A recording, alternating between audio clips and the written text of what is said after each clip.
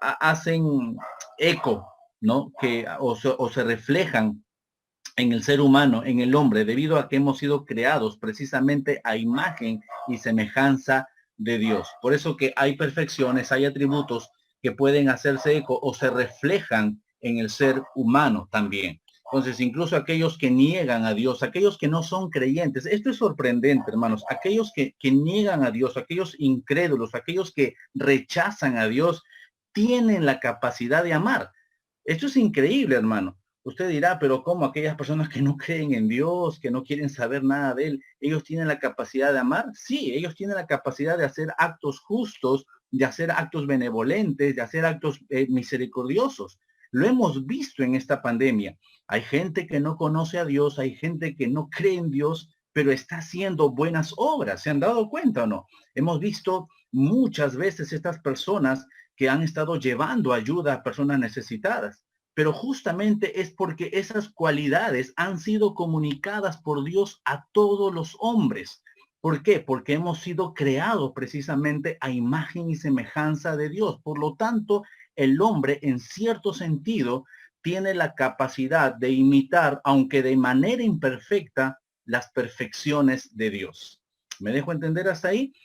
Probablemente, hermano, de todas las perfecciones comunicables, de todas las perfecciones que se pueden, vamos a decirlo así, comunicar de Dios, el amor justamente es el que resalta como el más conocido por todos y al mismo tiempo como el más desconocido.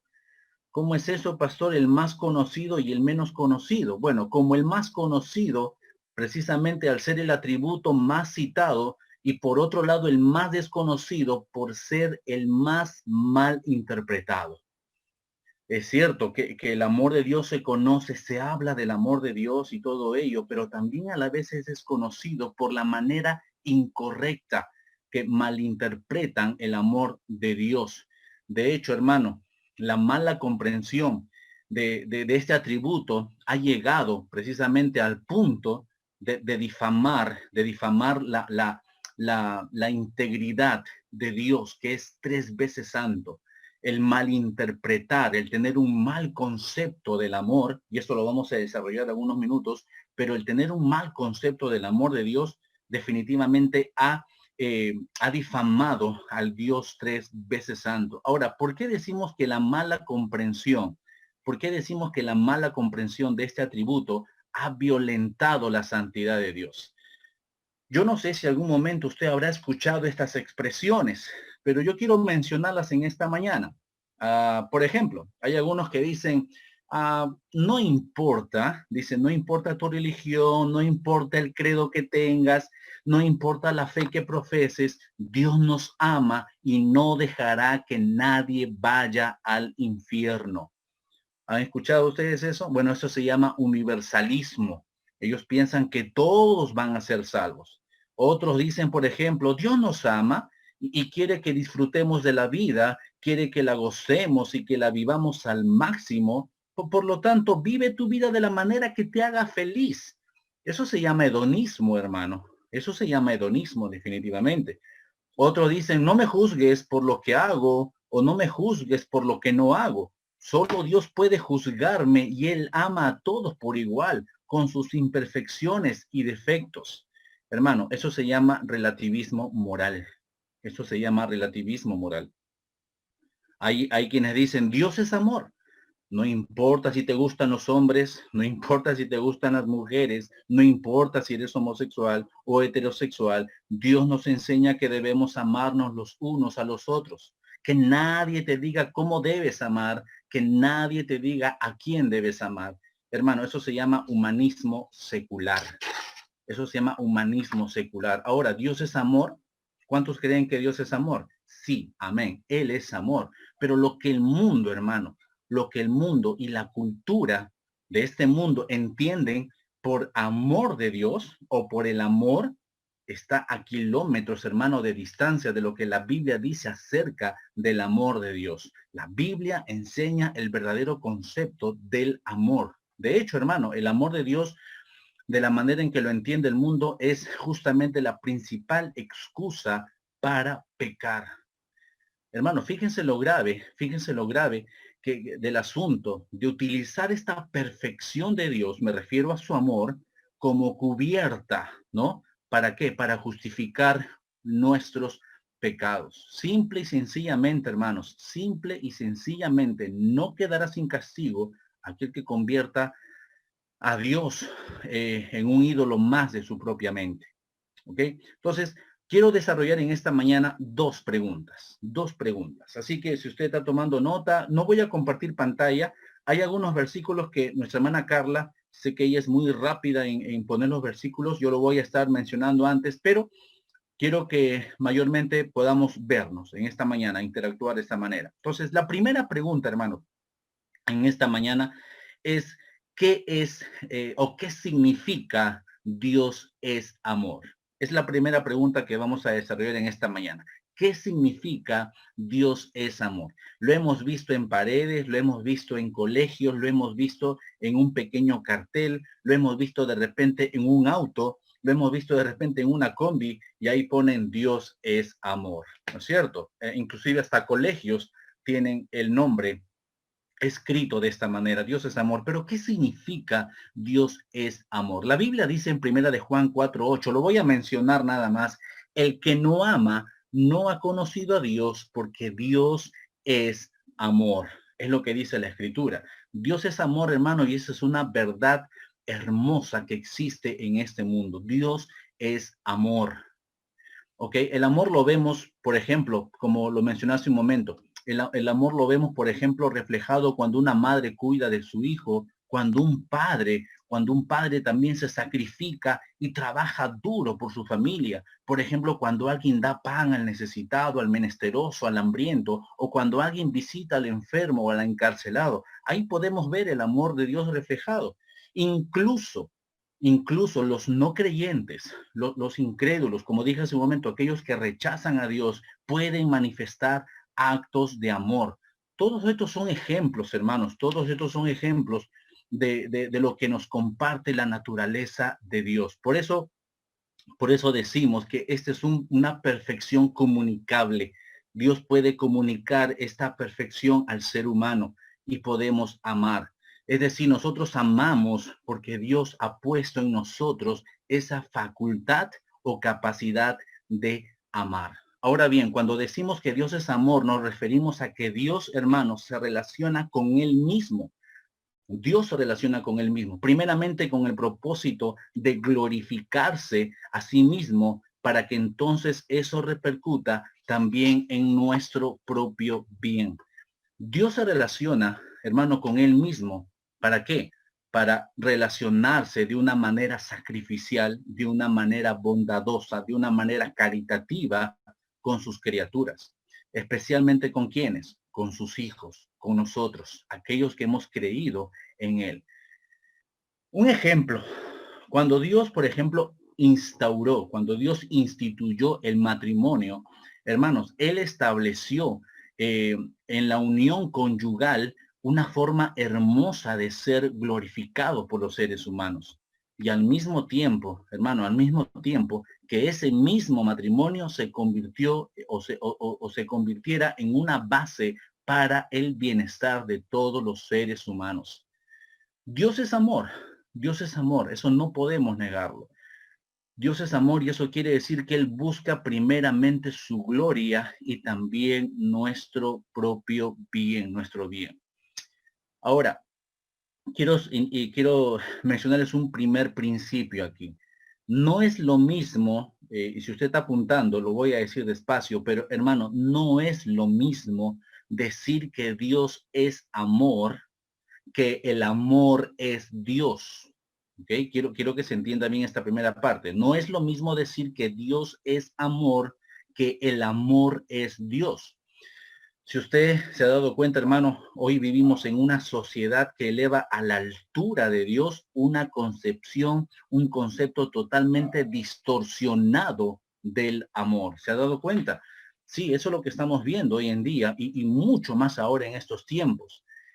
O de repente dicho de otra manera, la sociedad ha hecho un Dios de su errónea idea del amor. Ha formado un mal concepto de lo que es el amor. El amor es un tipo de Dios, lo digo con D minúscula, para el mundo en el que vivimos. ¿Por qué ocurre esto, hermano? ¿Por qué ocurre esto? Porque el hombre, habiendo conocido a Dios, lo ha desechado. Habiendo conocido a Dios, hermano, lo ha desechado, se ha rebelado contra él y por consecuencia, hermano, por consecuencia Dios ha permitido que el hombre se corrompa en sus propias ideas distorsionadas y reciba las consecuencias de sus actos. ¿Quieres que la Biblia lo afirme esto? La Biblia lo afirma. Por favor, en Romanos capítulo 1, ahora sí voy a pedir nuestra hermana Carla, Romanos capítulo 1, por favor. Si usted puede ubicarlo también en su Biblia física, Romanos capítulo 1, versículo 21, por favor. Vamos a buscarlo en Romanos capítulo 1, versículo 21 al 28. Ahí lo tenemos ya en pantalla. Gracias, hermana Carla. Dice así, capítulo 1 de Romanos, versículo 21 al 28. Pues habiendo conocido a Dios, no le glorificaron como a Dios, ni le dieron gracias, sino que se envanecieron en sus razonamientos y su necio corazón fue entenebrecido. Profesando ser sabios, se hicieron necios y cambiaron la gloria del Dios incorruptible en semejanza de imagen de hombre corruptible, de aves, de cuadrúpedos y de reptiles. Por lo cual también Dios los entregó a la inmundicia en las concupiscencias de sus corazones, de modo que deshonraron entre sí sus propios cuerpos, ya que cambiaron la verdad de Dios por la mentira, honrando y dando culto a las criaturas antes que al Creador, el cual es bendito por los siglos. Amén. Verso 26. Por esto Dios los entregó a pasiones vergonzosas, pues aún sus mujeres cambiaron el uso natural por el que es contra naturaleza. Y de igual modo, también los hombres, dejando el uso natural de la mujer, se encendieron en su lascivia unos con otros, cometiendo hechos vergonzosos, hombres con hombres, y recibiendo en sí mismos la retribución debida a su extravío. 28. Y como ellos no aprobaron tener en cuenta a Dios, Dios los entregó a una mente reprobada para hacer cosas que no convienen. Hermano, el hombre ha cambiado la gloria de Dios por su propia imagen, hermano, y por esa razón Dios ha permitido que el hombre caiga en toda clase de desviación y perversión como consecuencia de su maldad. Este versículo no refleja lo que está sucediendo hoy en día. Todo este pasaje que hemos leído no nos da a entender, no nos muestra de lo que está sucediendo hoy en día, hermano, hermana. Es lo que está pasando, lamentablemente. Hoy, por ejemplo, hay series, hoy hay películas, hermano, que enseñan que la homosexualidad, por ejemplo, debe verse como de una forma aceptable de amor. Justifican la homosexualidad. Hay programas, hay películas, hermano, por ahí escucho, por ahí he visto, una vez se me ocurrió ver, y no es que el pastor esté viendo esas series, pero lo vi y me llamó la atención. Esta famosa serie La Rosa de Guadalupe, saquen una serie, una escena o un capítulo donde prácticamente justifica la homosexualidad. Ahí está el vientecito dándole al hermano del hermano que era homosexual y tolera y dice, sí, lo entiendo y debo aceptarte como eres. Hermano, lamentablemente esas son las clases de series o de películas que nos invaden, perdón, hoy en día. Para muchos jóvenes, hermanos, lamentablemente para niños, esas series, esas películas serán la única referencia, hermano, de amor que tendrán. Y lo peor de todo es que serán formados y educados con una idea satánica del amor, no con una idea bíblica del amor. Ahora, usted dirá, pero una idea satánica, hermano, pastor, ahí que se vea. Bueno, cuando yo me refiero a una idea satánica del amor, hermanos, no me refiero a que el asunto de la homosexualidad, por ejemplo, y otros temas similares se presentan en la televisión o en el cine como algo grotesco o como algo infernal. No, hermano, todo lo contrario, se van a presentar como qué, como algo agradable, algo tolerable, como algo que debe ser aceptable. Déjeme decirle, hermano, que Satanás, la Biblia así lo afirma, Satanás, hermano, se muestra como un ángel de luz, como un ángel de luz. Y toda distorsión, hermano, toda distorsión de la verdad bíblica la va a presentar como una mentira apetecible, como una mentira agradable. Pero déjeme decirle que su fin es muerte. Levantar, hermano, levantar una idea distorsionada del amor a la altura de Dios es definitivamente en última instancia, hermano, amar al mundo. Y la Biblia es clara, hermano, en advertirnos a nunca tener otro Dios fuera del único verdadero Dios. Nos dice en Primera de Juan, hermana Carla, por favor, Primera de Juan, capítulo 2. Primera de Juan, capítulo 2, del 15 al 17, precisamente nos exhorta esto, nos manda esto. Primera de Juan, capítulo 2, versículos 15 al 17. Si usted puede tomar nota también, estudiarlo en casa, dice del 15 al 17, dice, no améis al mundo ni las cosas que están en el mundo. Si alguno ama al mundo, el amor del Padre no está en él. Porque todo lo que hay en el mundo, los deseos de la carne, los deseos de los ojos y la vanagloria de la vida, no proviene del Padre, sino del mundo. Y el mundo pasa y sus deseos, pero el que hace la voluntad de Dios permanece para siempre. Hermano, Dios es amor, pero ojo, el amor no es Dios. El amor no es Dios, y mucho menos una idea distorsionada del amor. Otro principio, hermano, que puedo mencionarles en esta mañana, otro principio es que Dios es amor y por ende, hermanos, y por ende Dios ama porque Dios es amor. Pero a diferencia de nosotros, hermanos, el amor de Dios, su amor es inherente. Su amor es inherente. Es decir, no se puede separar de él, forma parte de su naturaleza, no depende de algo externo. Dios es amor, ¿ok? Primera de Juan 4:19 dice, nosotros le amamos a él porque él nos amó primero. Nosotros amamos a Dios porque él nos amó primero. Hermano, Dios es amor, por eso nos ama. ¿Por qué? Porque el amor de Dios es inherente en él, es parte de su naturaleza. ¿Ok?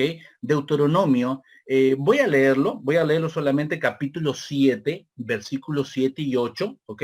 Lo voy a mencionar, pero mire lo que dice. Escuche, por favor, Deuteronomio capítulo 7, versículos 7 y 8. Dice, Dios hablando a su pueblo, no por ser vosotros más que todos los pueblos, os ha querido Jehová y os ha escogido, pues vosotros erais el más insignificante de todos los pueblos, sino por cuanto Jehová os amó, sino por cuanto Jehová os amó y quiso guardar el juramento que juró a vuestros padres. Os ha sacado Jehová con mano poderosa y os ha rescatado de servidumbre de la mano de Faraón, rey de Egipto. Hermanos, recordemos, hay un término que es aceidad, la aceidad de Dios. En otras palabras, Dios es quien dice ser de sí mismo. Dios, hermano, además no cambia. Gloria a Dios por ello. Él no muta, Él no se enriquece, Él no se empobrece. Por lo tanto, hermano, Dios no es provocado al amor. Dios no es provocado al amor. Dios no es seducido. Dios no es atraído o impulsado a amar. ¿Sabes por qué Él ama? Él ama porque ha decidido amar. Él ama porque Dios es amor. Le hago una ilustración. A ver, aquellos que estamos casados, aquellos que se acaban de casar, por ejemplo, ¿no? Si usted consiente a otra persona, si usted la mima, si usted le da regalos, si usted la halaga, hermano, probablemente usted va a despertar amor en esa persona. ¿No es cierto? Yo a mi esposa así la conquisto, ¿no? La halago, le digo, le regalo, ¿no? ¿Y qué es lo que va a pasar? Va a despertar amor en esa persona. Sin embargo, hagámonos esta pregunta en esta mañana. ¿Qué hemos hecho nosotros para despertar el amor en Dios? Pregúntese usted eso en esta mañana. ¿Qué es lo que hemos hecho usted y yo para despertar amor en Dios? ¿Qué cree usted? Nada. Sencillamente nada. No hemos hecho nada, hermano. Al contrario, no hemos hecho nada para producir amor en Dios. ¿Qué cosa hemos hecho? Le hemos ofendido, hemos quebrantado su palabra, hemos sido sus enemigos desde nuestro nacimiento, dice la Escritura, y aún así, extrañamente, hermanos, fuimos alcanzados por los lazos de amor de un Dios que muestra su amor para con nosotros, en que siendo aún pecadores, Cristo murió por nosotros, dice la Escritura. Hermanos, mientras éramos pecadores, Dios decidió amarnos por el puro afecto de su voluntad. Nosotros le amamos a Él. ¿Por qué? Porque Él decidió amarnos primero. Otro principio, otro principio. Dios ama, pero hermano, a diferencia de nosotros, su amor es perfecto, su amor es eterno y su amor es soberano. Esa es la gran diferencia, hermano. Dios ama, sí, pero la gran diferencia que marca entre nosotros es que su amor es eterno, su amor es perfecto, su amor no cambia, su amor es totalmente soberano. Hermano, el amor de Dios es un amor que soporta. El amor de Dios es un amor que se entrega, que es paciente, que no es convenido y que lo ha sido desde la eternidad. Decimos que el amor de Dios es perfecto porque su amor, hermano, no tuvo principio ni tiene fin. No es temporal. Su amor, hermano, su amor es totalmente eterno, es eterno. Jeremías 31:3 dice, Jehová se manifestó a mí desde hace ya mucho tiempo, diciendo, con amor eterno te he amado. Por tanto te prolongué mi misericordia. Es un hermoso versículo, Jeremías 31:3. Una vez más dice, Jehová se manifestó a mí hace ya mucho tiempo, diciendo, con amor eterno te he amado. Por tanto, dice el Señor, te prolongué mi misericordia. Hermano, Dios decidió amarnos desde antes de que existieran el tiempo, desde antes que existiera el espacio o la materia o la energía. Dios decidió amarnos desde antes, desde la creación del mundo. Esto es maravilloso, hermano. Saben, Dios ideó un plan de amor en el cual antes de que los cielos fuesen hechos, Él ya nos había conocido y nos había escogido para ser aquellos receptáculos de su amor especial y llamarnos sus hijos. Efesios, por favor. Efesios capítulo 1.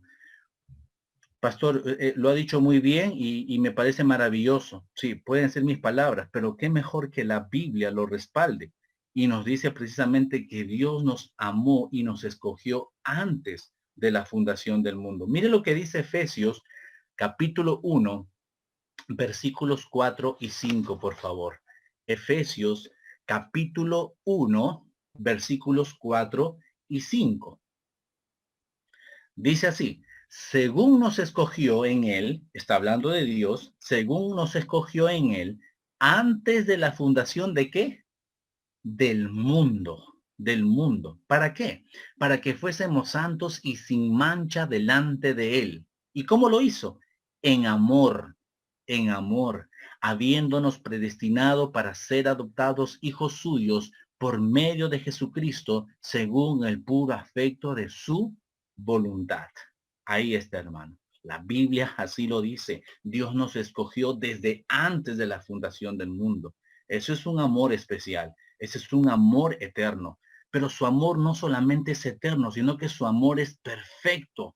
¿Por qué? Porque Él ama soberanamente. Hermano, a Dios, hermano, nadie le dice a quién amar, a Dios nadie le dice cómo amar, o a Dios nadie le dice cuánto amar. Su amor es soberano, su amor es eterno. No podemos indicarle a Dios, a ver, vas a amar de esta manera, vas a amar solamente a estas personas. No, Él decide amar porque Él es amor y por cuanto Él es soberano, Él también ama soberanamente. Romanos, Romanos, por favor, capítulo 9. Romanos capítulo 9, versículos 11 al 13. Romanos capítulo 9, versículos 11 al 13. Miren la manera como el amor de Dios es eterno o es soberano sobre todo. Miren lo que dice Romanos capítulo 9 del 11 al 13 dice, hablando justamente de Jacob y Esaú, dice, pues no habían aún nacido, ni habían hecho aún ni bien ni mal, para que el propósito de Dios conforme a la elección permaneciese, no por las obras, sino por el que llama. Se le dijo, el mayor servirá al menor, como está escrito, a Jacob amé, mas a Esaú aborrecí. Noten bien estas últimas frases. A Jacob amé, mas a Esaú aborrecí. Y usted podría decir en esta mañana y se puede alarmar y nos dice, pero pastor, ¿cómo es posible que Dios ame a Jacob y cómo es posible que aborrezca a Esaú? Bueno, ahorita no es mi objetivo explicar este pasaje. Sin embargo, hermano, ante la aparente complejidad que puede existir en este verso, nuestra reacción debería ser más bien, o más bien deberíamos preguntarnos más bien respecto a este pasaje. ¿Cómo es posible que Dios ame? ¿Cómo es posible que Dios ame siquiera a alguno de los dos, si ambos merecían ser aborrecidos? No nos podemos decir en esta mañana así, ¿no? O sea, ¿cómo es posible que aborrezca a Esaú y ame a Jacob? Pero es que en realidad, hermano, la pregunta que deberíamos hacernos es, ¿cómo es posible que Dios ame siquiera a alguno de los dos si ambos merecían ser aborrecidos? Hermano, lo que realmente debería asombrarnos aquí es en cómo Dios siquiera decide amar a uno de los dos y no destruir a ambos. El amor de Dios es soberano, es eterno, su amor es perfecto, eterno, pero sobre todo, hermano, Dios nos ama no porque haya visto algo digno de ser amado en nosotros, sino porque Él es amor, aunque el amor no es Dios. Dios es amor. La Biblia y Él mismo nos dice el verdadero concepto de lo que es amor. Dios es amor. Entonces, esta primera pregunta hasta aquí la cerramos. ¿Qué significa el amor de Dios? Vamos con la segunda y última pregunta. ¿Dónde podemos encontrar? ¿Dónde podemos apreciar el amor de Dios? Preguntémonos eso en esta mañana. ¿Dónde? ¿Dónde podemos apreciar? ¿Dónde podemos encontrar el amor de Dios? Primera de Juan 4:7, tome nota, dice así: Amados, amémonos unos a otros porque el amor es de Dios. Todo aquel que ama es nacido de Dios y conoce a Dios. Hermano, lo primero que hay que decir es que Dios tiene, vamos a decirlo así, permítame usar esta analogía, ¿ya? Eh, Dios es el que tiene la patente del amor. ¿Ya? Vamos a decirlo así. Dios es el que tiene la patente del amor. Dios es el autor del amor, pues el amor es de Dios. Hermano, es muy común hoy en día, ¿no? Que formemos nuestra idea del amor a partir de lo que las películas, las series de Hollywood nos enseñan. Sin embargo, hermano, ninguna película, ningún programa nos podrá explicar lo que es verdaderamente el amor, sino solamente el creador mismo del amor. El concepto que te da el mundo, las razones que te da el mundo, las ideas que el mundo te hace creer, te lo mete por los ojos cada día a través de periódicos o películas, lo que sea, es totalmente erróneo. Quien tiene el verdadero significado de amor, el verdadero concepto de amor y que de él emana amor, es Dios. ¿Me dejo entender? El mundo, como siempre digo, a veces algunas personas en consejería, estoy hablando, ¿por qué tienes que estar mendigando amor afuera? ¿Por qué tienes que estar mendigando amor en un muchacho? ¿Por qué tienes que estar mendigando amor en un hombre, en una mujer? Por, si tienes abundancia, sobreabundancia de amor en Dios. El verdadero amor, hermanos, se desprende de Dios. El verdadero significado de amor se desprende de Dios. No lo que me dice la película tal o lo que me dice el autor del mejor libro, el bestseller en este mundo. El verdadero concepto lo da Dios. El verdadero concepto de amor. Él encierra el verdadero concepto. Imagínese, hermano, Dios tiene la patente del amor. Es decir, Dios es su autor, Dios es su creador.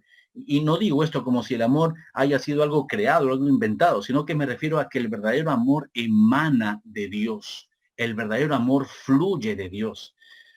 Si alguno, por ejemplo, hermano, usa el invento o usa la creación de otro a título personal, por ejemplo, tiene que pagar consecuencias penales. Sabemos eso, ¿no es cierto? Porque está robando y se está adjudicando un bien que no le pertenece. Ahora, yo le pregunto en esta mañana, ¿acaso el hombre, el ser humano, se ha adjudicado para sí mismo la autoría del amor? ¿Acaso el hombre ha definido cómo amar y a quién amar? ¿Usted qué piensa? ¿Usted piensa que el ser humano, hermano, ha definido cómo amar y a quién amar? Yo creo que sí. Lamentablemente así ha sucedido, hermano. El hombre ha definido lo que es el amor cuando la realidad es que Dios es el autor. Dios es el autor del amor y nuestra concepción de lo que es el amor y lo que es amar debe estar basada en lo que su autor diga. Debe estar basada en lo que Dios diga, porque Él es el creador del amor. Él es amor. Por lo tanto, hermano, cualquier desviación del amor establecido por Dios no es amor. Si Dios, hermano, tiene la patente del amor, entonces solo Él puede definir lo que significa el amor y lo que significa amar. Hermanos, si el amor le pertenece a Dios, ¿de dónde podemos ver el ejemplo supremo de amor? ¿Dónde hallamos, hermano, esa guía que nos indica si amamos de la manera correcta? Es en Dios, solamente en Él, porque el de Él se desprende el verdadero concepto de su amor. Y demos gracias a Dios porque está su palabra que nos explica del verdadero concepto de amor. Copiemos a Dios, hermano. Permítame esta palabra. Copiemos, imitemos a Dios en su manera de amar. Hermano, y la primera cosa que hay que copiarle es que Dios se ama a sí mismo. Por lo tanto, nosotros debemos amarle por encima de todas las cosas. A Él también. Debemos amarle a Dios por sobre todas las cosas. Ahora, Dios se ama a sí mismo. ¿Cómo es esto? Esto parece un poquito extraño, ¿no? Dios se ama a sí mismo. Ahora usted podría pensar en esta mañana y decir, ¿cómo es posible que Dios, que nos demanda no ser egocéntricos, no ser egoístas, se ame a sí mismo? ¿Cómo es esto? No entiendo. Entonces, antes de ver, hermanos, lo que la Biblia nos dice en este aspecto, vamos a reflexionar un poco en esto, ¿ok? Sabemos que Dios aborrece la idolatría, ¿cierto? Vamos a empezar por este principio. Dios aborrece la idolatría. Y recuerden que no solamente Dios nos dice que no adoremos o no idolatremos cosas como cera, muñecos o lo que sea, ¿no? Hecho de barro, lo que sea. Dios aborrece la idolatría. Es decir, Dios aborrece, hermano, que el ser humano ame o se deleite en otro Dios que no sea el único Dios verdadero. Es decir, Jehová. Si no hay otro ser, hermano, si no hay otro ser por encima de Dios, entonces, hermano, es lógico que Dios se ame a sí mismo y se deleite en sí mismo y busque su propia gloria. ¿Por qué? Porque de lo contrario, hermano, si Dios se deleitara en otro Dios, ¿ok? Si Dios se deleitara en otro Dios, él mismo sería un idólatra, por decirlo de alguna manera. Y sabemos que eso es imposible porque la Biblia dice que Dios no comparte su gloria con nadie. Dios no comparte su gloria con nadie. Dios se ama a sí mismo y busca la gloria de su propio nombre, hermano. Y esto es bueno. Esto es bueno, porque de ninguna manera Dios hará algo que apunte a otro ser que no sea Él, que no sea Dios mismo. Dios jamás hará algo, hermano, que haga que usted se deje de admirar en Dios para admirarse en algo o alguien más. De hecho, que es así. Cuando decimos que Dios se ama a sí mismo, Dios nos pone ejemplo, hermano, de quién debe ser el máximo sujeto digno de nuestro amor. Mire lo que dice Salmo 25:11. Si hay una forma de ponerlo rápido, no hay problema. Pero mire lo que dice Salmo 25:11. Por amor, dice Salmo 25:11, usted puede tomar nota, por amor de tu nombre, oh Jehová, perdonarás también mi pecado. ¿Lo ven ahí en pantalla? Por amor de tu nombre, oh Jehová, perdonarás también mi pecado. Hermano, la razón por la cual Dios perdona nuestros pecados, que son grandes, es precisamente por amor de su propio nombre. Isaías, por favor. Isaías capítulo 48, versículos 9 al 11. Isaías 48, versículos 9 al 11. Mire lo que dice. Isaías 48, del 9 al 11. Dice así.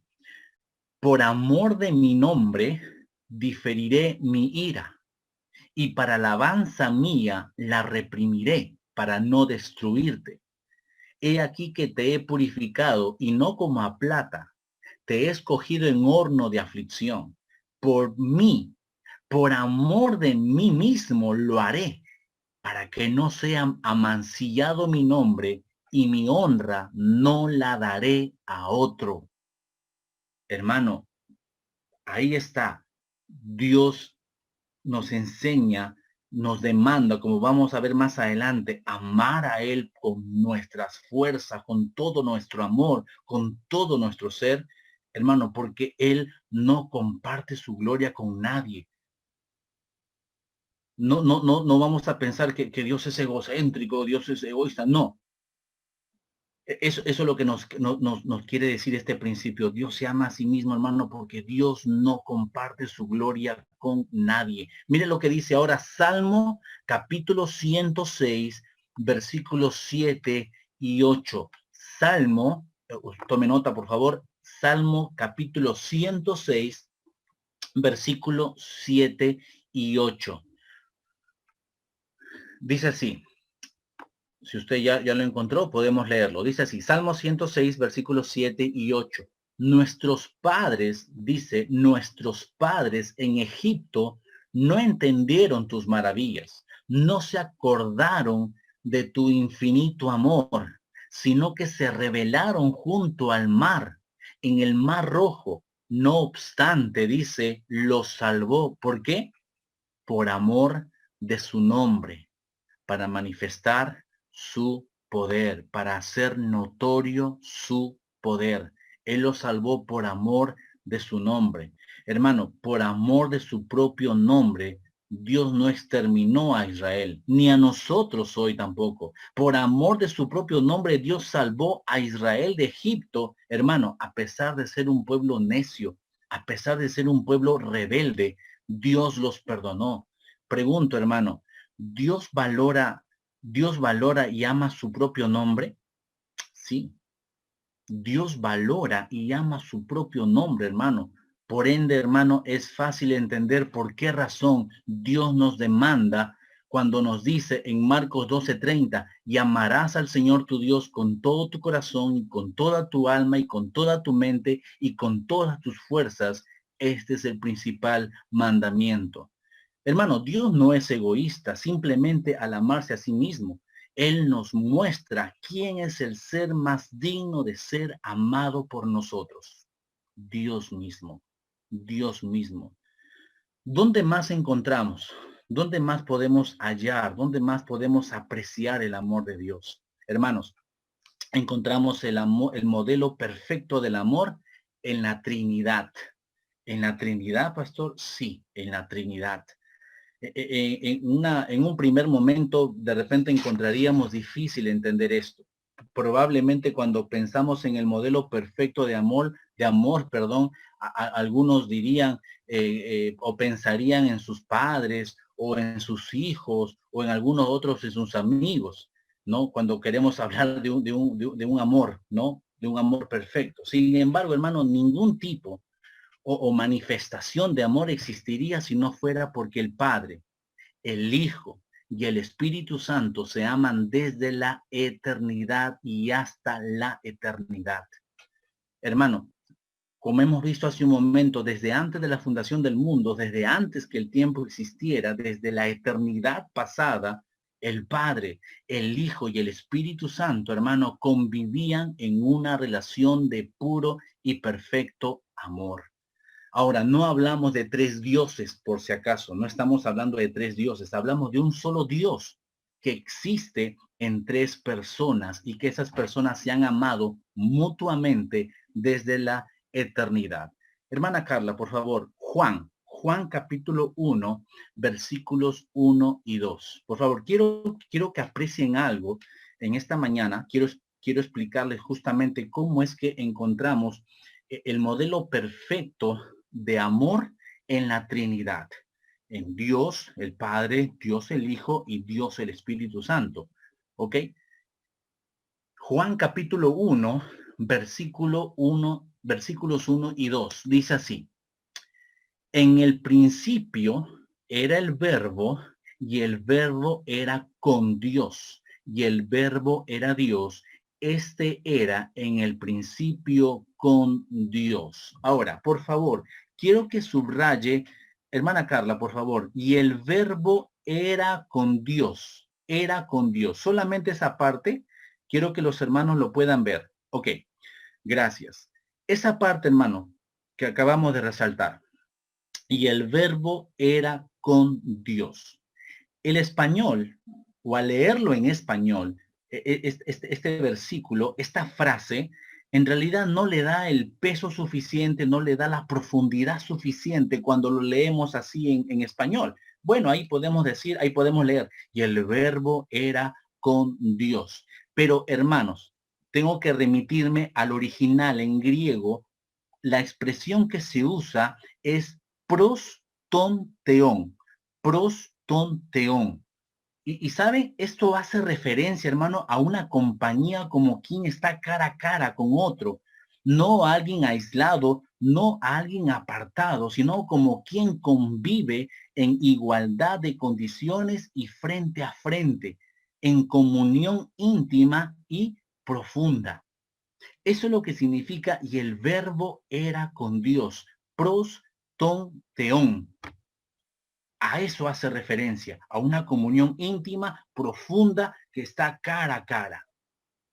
Juan 3:35 dice: el Padre ama al Hijo y todas las cosas ha entregado en su mano. Hermano, el amor de Dios para su Hijo se manifiesta en que le ha dado por regalo a los hombres y mujeres de toda lengua y toda nación para que los salve y reciban gloria de ellos. Hermano, Dios no necesita gloria de los hombres, pero es bueno que el hombre le glorifique, porque para eso ha sido creado, para eso ha sido salvado. Juan 17:24, por favor, escúchelo. Dice así, Juan 17:24, dice: Padre, aquellos que me has dado, quiero que donde yo estoy, también ellos estén conmigo, para que vean mi gloria que me has dado, porque me has amado desde antes de la fundación del mundo. El amor del Padre hacia el Hijo es eterno, hermano. Desde antes de la fundación del mundo se aman, y Cristo desea que nosotros, escuche bien, Cristo desea que nosotros, hermanos, seamos amados de la misma manera que su Padre le ama a él, a Cristo Jesús. Mateo 3:17 dice: y hubo una voz de los cielos que decía: este es mi Hijo amado, en quien tengo complacencia. ¿Qué es lo que vemos aquí? Vemos cómo el Padre declaraba a Cristo como su Hijo amado, y en quien encuentra gozo, en quien encuentra complacencia.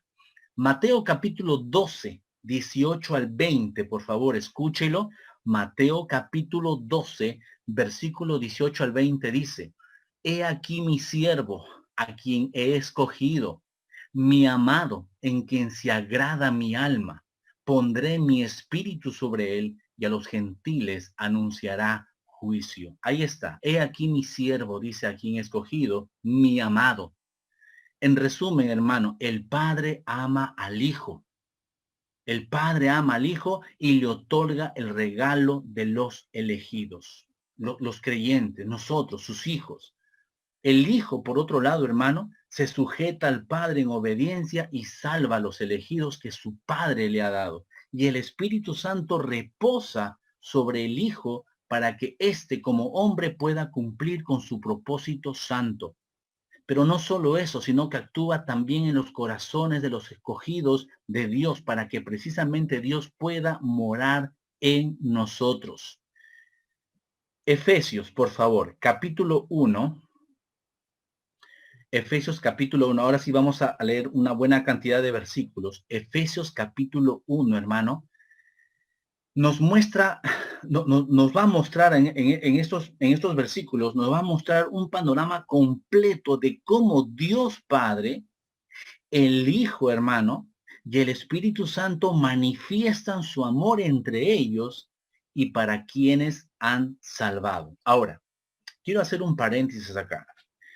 Por ahí dicen algunos que la Trinidad no la menciona la Biblia o que la Trinidad no es mencionada en la Biblia. No existe la Trinidad. No, eso no es bíblico. Quiero hacer este paréntesis. ¿Por qué? Porque lamentablemente hay sectas que dicen que no está la Trinidad. No creen en el concepto de Trinidad. Para aclarar, hermanos, para aclarar, la palabra Trinidad en Efesios capítulo 1, no está la palabra Trinidad. Es cierto, usted va a buscar desde el Antiguo Testamento, en el Nuevo Testamento, desde Génesis hasta Apocalipsis, y la palabra Trinidad no la va a encontrar. Es cierto, pero el principio, hermano, el principio de Trinidad o de triunidad, ¿no es cierto? Dios en tres personas, ahí está. Ahí se manifiesta. Entonces, lo que quiero ver en esta mañana con ustedes, en Efesios capítulo 1, por favor, versículos del 3 al 7, vamos a ver ese panorama completo, como dije, de cómo Dios el Padre, el Hijo y el Espíritu Santo manifiestan su amor entre ellos y sobre todo para quienes ha salvado. Mire lo que dice el versículo 3 al 7, por favor. Dice así: bendito sea el Dios y Padre de nuestro Señor Jesucristo. ¿De quién está hablando? De Dios primeramente. Miren, bendito sea el Dios y Padre de nuestro Señor Jesucristo, que nos bendijo con toda bendición espiritual en los lugares celestiales en Cristo, según nos escogió en él antes de la fundación del mundo para que fuésemos santos y sin mancha delante de él. 5. En amor, habiéndonos predestinado para ser adoptados hijos suyos por medio de Jesucristo, según el puro afecto de su voluntad. 6. Para alabanza de la gloria de su gracia, con la cual nos hizo aceptos en el amado. Ok, versículo 3 empieza diciendo, bendito sea el Dios y Padre de nuestro Señor Jesucristo. Inmediatamente en los siguientes versículos, y desde ahí aparece el Señor Jesucristo. Y dice en el versículo 7, en quien tenemos redención por su sangre, el perdón de pecados según las riquezas de su gracia. Ahora, por favor, al versículo 11, por favor. Versículo 11. Mire lo que dice el versículo 11, por favor. Léalo ahí conmigo. En él, ¿en quién? En Cristo. En él, dice, asimismo tuvimos herencia, habiendo sido predestinados conforme al propósito del que hace todas las cosas según el designio de su voluntad. ¿Con qué propósito? A fin de que seamos para alabanza de su gloria, nosotros los que primeramente esperábamos en Cristo. En él también vosotros, habiendo oído la palabra de verdad, el evangelio de vuestra salvación, y habiendo creído en él, ahora atentos acá, dice, fuisteis sellados con el Espíritu Santo de la promesa, que es decir, el Espíritu Santo, que es las arras de nuestra herencia hasta la redención de la posesión adquirida para alabanza de su gloria. Hermano, así de sencillo, así de simple. Desde el versículo 3 hasta el versículo 14, entran en escena ¿quién? La Trinidad. Dios, el Hijo y el Espíritu Santo. ¿Me dejo entender? Entonces, hay, hermano, hay entre ellos justamente ese amor en la Trinidad. ¿Dónde podemos encontrar ese amor, esa unidad? En la Trinidad. ¿Ok? Entonces, Efesios capítulo 1 es un pasaje clave. Es un pasaje clave. ¿Dónde más podemos observar el amor de Dios? Y es aquí donde vamos a ir concluyendo en esta mañana. ¿dónde más podemos encontrar? ¿Dónde más podemos apreciar el amor de Dios? Usted puede escribir ahí, hermano, en el sacrificio de Jesucristo. En el sacrificio de Jesucristo. Ahí podemos encontrar ese amor inconmensurable, ese amor eterno, ese amor perfecto, ese amor incondicional. En él podemos encontrar ese verdadero concepto de amor. En Jesucristo, en su sacrificio. Primera de Juan, por favor, capítulo 4, versículo 9 y 10. Primera de Juan, capítulo 4, versículos 9 y 10.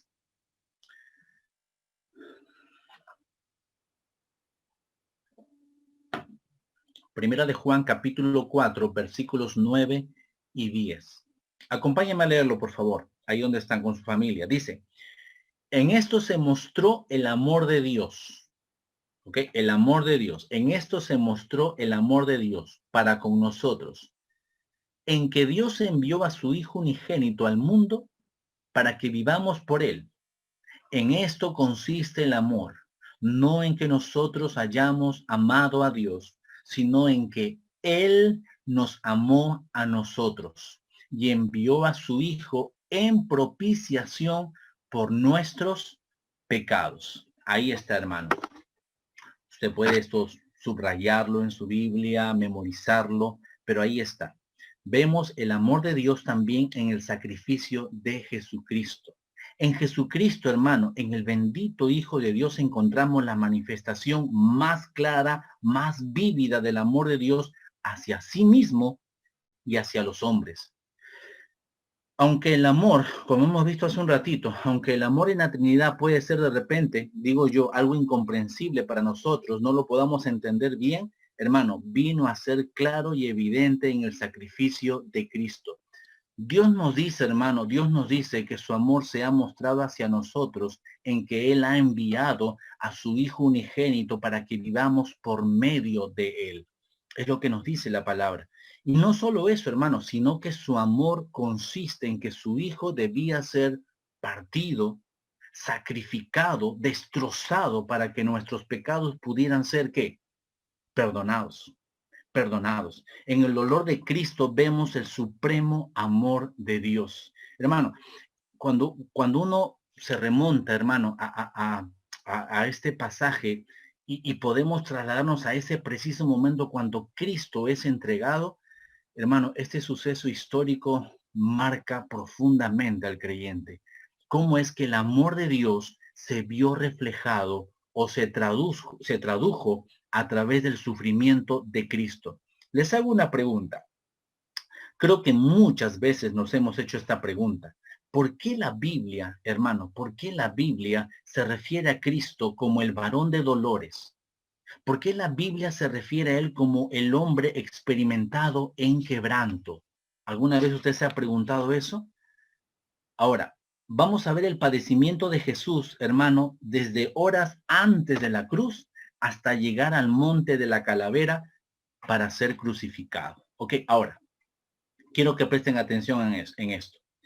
Yo voy a resumir el capítulo 26 de Mateo. Por favor, apunten ahí, tarea para la casa. Leer capítulo 26 de Mateo. Pero yo lo voy a resumir para ir viendo, hermano, y respondiendo, permítame esta redundancia, a la pregunta, ¿por qué la Biblia se refiere a Cristo como el varón de dolores, el experimentado en quebranto?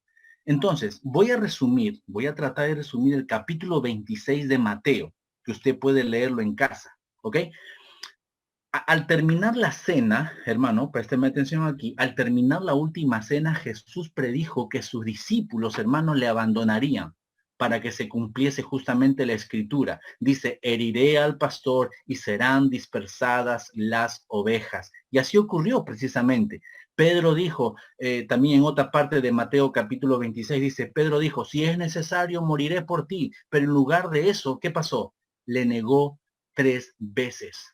Jesús también se retira al huerto de Getsemaní y estando angustiado y atribulado, dice, pronunció las siguientes palabras, mi alma está triste hasta la muerte. ¿Y qué pasó? Sus discípulos no pudieron velar en oración con él ni siquiera una hora, hermano, mientras Jesús oró 3 veces a Dios. ¿Y qué le decía a Dios, a su Padre? ¿Qué le decía en ese momento? Padre, si quieres pasa de mí esta copa, pero no se haga mi voluntad, sino la tuya. Hermano, la angustia de Cristo aumentaba, pues sabía que el peso de la ira de Dios caería sobre él. Estoy tratando de resumir ahorita Mateo capítulo 26 para entender a esta pregunta. Llegó Judas también. Llegó Judas, nos dice la historia aquí en Mateo 26, con más hombres para prenderle. Llegó un acto desesperado, creo que todos recordamos, uno de los discípulos de Jesús, ¿qué cosa hizo? Cortó la oreja de otro hombre. ¿Recuerdan esta escena? Y Cristo le dijo, ¿acaso piensas que no puedo ahora orar a mi Padre y él no me daría más de 12 legiones de ángeles? 12 legiones de ángeles, hermanos, es decir, 72,000 ángeles a la espera de las órdenes de Jesús.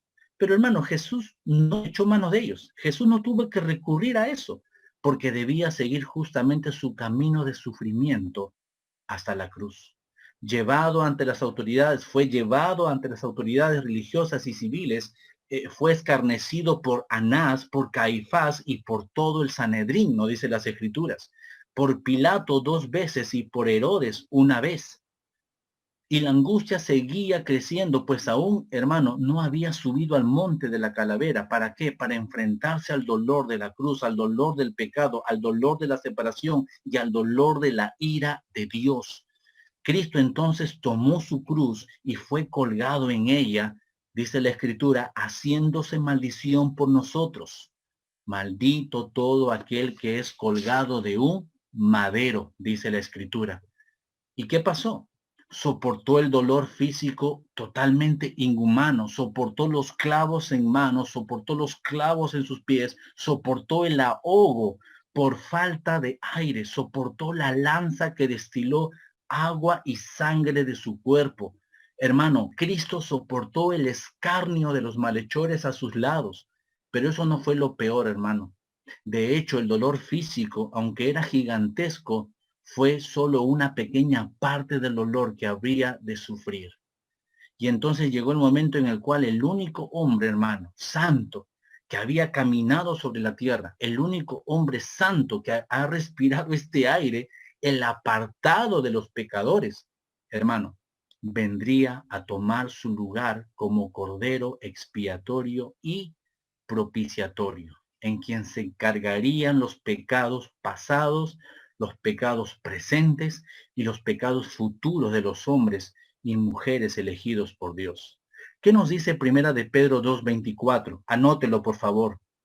Primera de Pedro 2:24 dice, quien llevó él mismo nuestros pecados en su cuerpo sobre el madero, para que nosotros, estando muertos a los pecados, vivamos a la justicia y por cuya herida fuisteis sanados.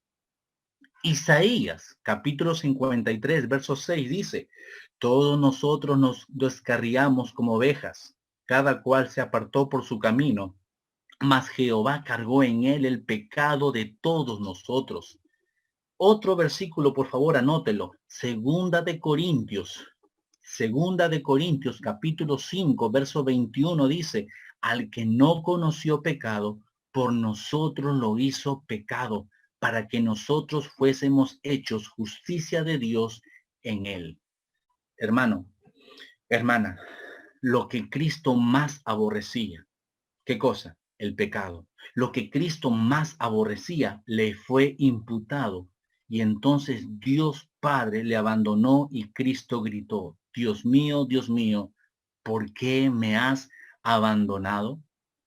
Y una vez, hermano, que la humanidad de Cristo sufrió el abandono de su amado Padre, el arco de la ira de Dios apuntó sobre él en la cruz. Hermano, el Dios santo, el Dios justo, como dice la Escritura, que no tiene por inocente al culpable, descargó sobre Jesús el castigo que nosotros, sí hermano, que usted y yo merecíamos, pues Jesucristo se presentó ante el Padre como el Cordero inmolado. ¿Y qué cosa hizo? Él satisfizo la justicia de Dios guardada durante el tiempo de su paciencia. Isaías capítulo 53, versículo 10, por favor, escúchelo. Isaías 53, 10, dice así este capítulo, este verso. Con todo eso, Jehová quiso quebrantarlo, sujetándole a padecimiento. Cuando haya puesto su vida en expiación por el pecado, verá linaje, vivirá por largos días, y la voluntad de Jehová será en su mano prosperada. Y entonces, hermano, Cristo, terminando de resumir el capítulo 26, Cristo, habiendo padecido los dolores, los golpes y todo ello que fueron necesarios en aquel momento, hermano, Cristo exclamó diciendo, consumado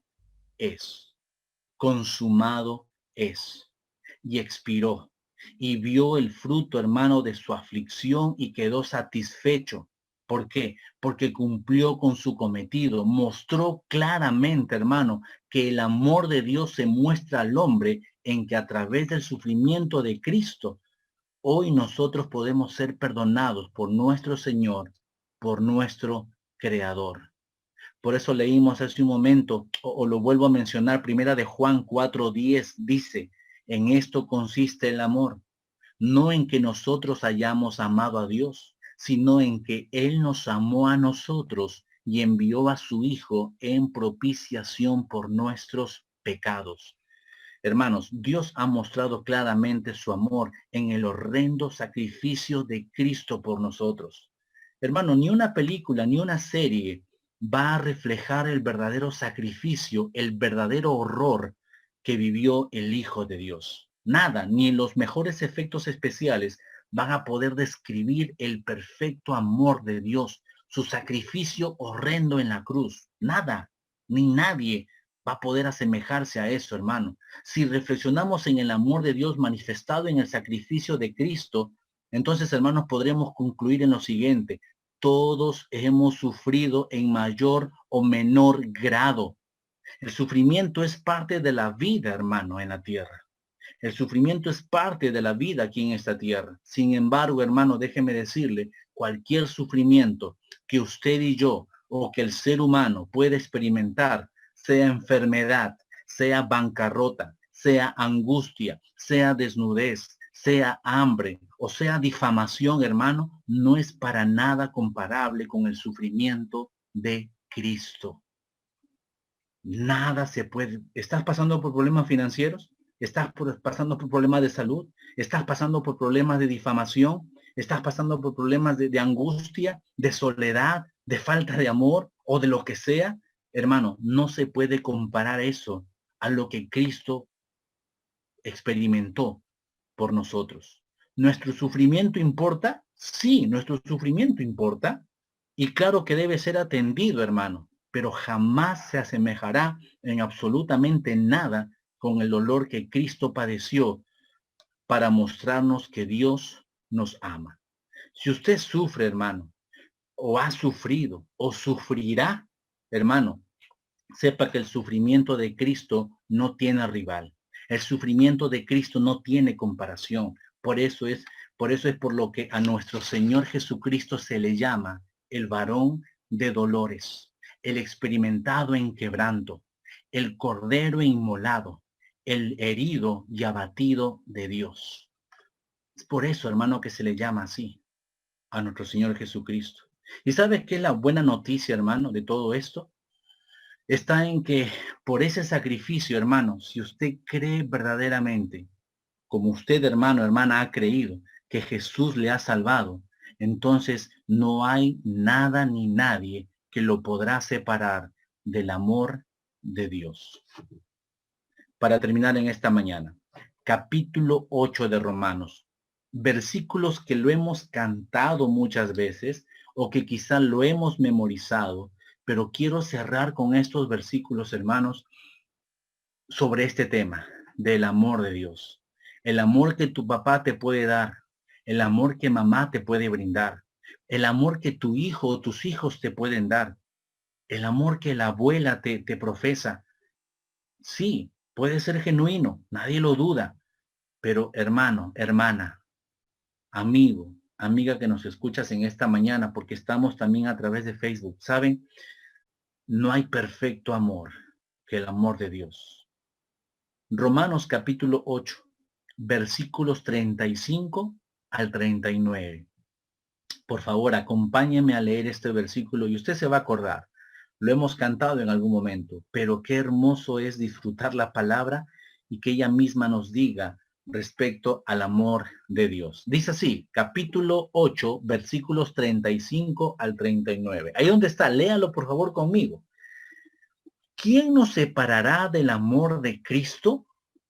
¿Tribulación o angustia o persecución o hambre o desnudez o peligro o espada? Mire lo que pregunta Pablo. ¿Quién nos podrá separar del amor de Cristo? Y comienza a hacer una lista de cosas. Tribulación, angustia, persecución, hambre, desnudez o peligro o espada. Versículo 36. Como está escrito, por causa de ti somos muertos todo el tiempo. Somos contados como ovejas de matadero. 37. Antes, en todas estas cosas, ¿qué cosas? Las cosas que están mencionadas arriba. Tribulación, angustia, persecución, hambre, desnudez, peligro, espada. Antes, en todas estas cosas, somos más que vencedores por medio de aquel que nos amó. 38.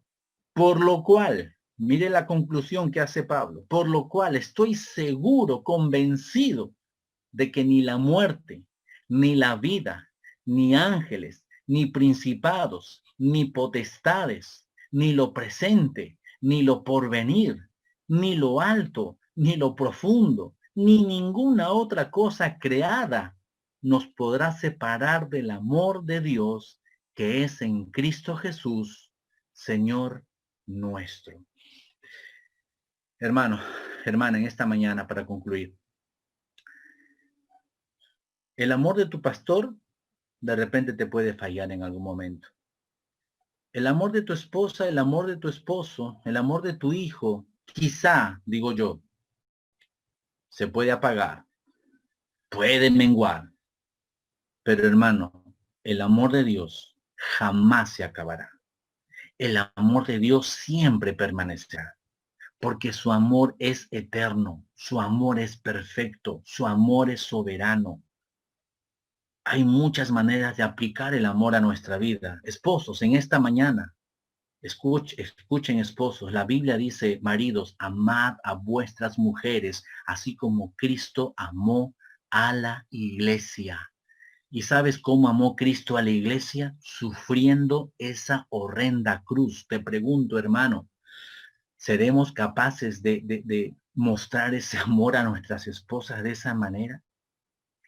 O sea, lo que Dios nos dice es un gran sacrificio. Amemos a nuestras esposas, amad a vuestros maridos, amad a vuestros esposos. Hermano, no hay mejor amor que el del Señor Jesucristo. No hay mayor amor manifestado en este mundo. Este mundo, hermano, que maneja ese concepto erróneo de amor, que amor es igual a sexo, que amor es igual a pornografía, que amor es igual a perversión. Ese es el tipo de amor que te vende el mundo. Ese es el tipo de amor que Hollywood te vende. Pero hermano, nada. Lo que pasa que el mundo se ha hecho un Dios, y que dice que amar no es pecado porque hasta Dios amó, ¿no? Dice una canción, amar no es pecado, dice porque hasta Dios amó. No, hermano, el mundo tiene un concepto totalmente equivocado, erróneo, distorsionado de lo que es el amor. ¿Dónde podemos encontrar el verdadero significado? ¿Dónde podemos encontrar verdadero amor? ¿Dónde podemos encontrar esa fuente inagotable de amor? Es en Dios.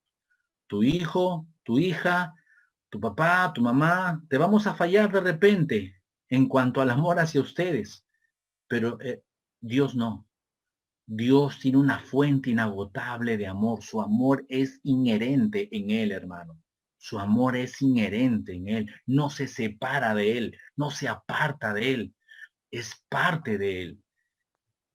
Así que, Si por ahí encontramos a personas que estén mendigando amor por un muchacho, mendigando amor por una muchacha, mendigando amor en el dinero, mendigando amor en la fama, mendigando amor en cualquier cosa, hermano, llevémoslo a la cruz, llevémoslo enseñémosle lo que Cristo padeció por el ser humano, por usted y por mí. Esa fue la mayor muestra de amor, hermano, la mayor muestra de amor que tenemos en Cristo.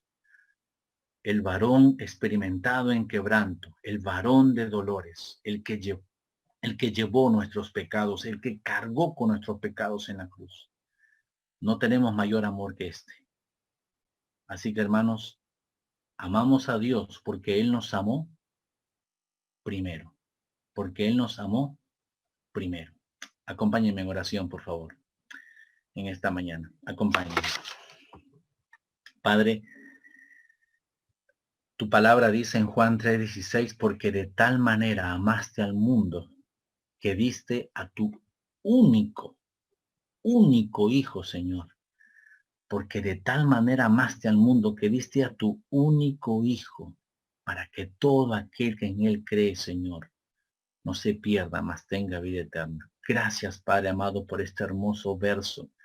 Porque de tal manera amó Dios al mundo, Señor, que envió a su Hijo unigénito para que todo aquel que le crea, Señor, no se pierda, mas tenga vida eterna. No podemos encontrar una mejor fuente de amor. No podemos encontrar el mejor ejemplo de amor que en la Trinidad, que en usted mismo, Señor. Gracias, amado Dios. Queremos mostrar ese amor al prójimo. Queremos mostrar, Señor, ese amor a nuestras esposas, a nuestros hijos, a nuestros vecinos, a nuestros semejantes. Queremos mostrar ese amor, Señor. Oh Padre amado, gracias por tu palabra en esta mañana. Bendiga a mis hermanos. Yo lo suplico, Padre Santo, en el nombre de Jesús, su Hijo. Amén y amén.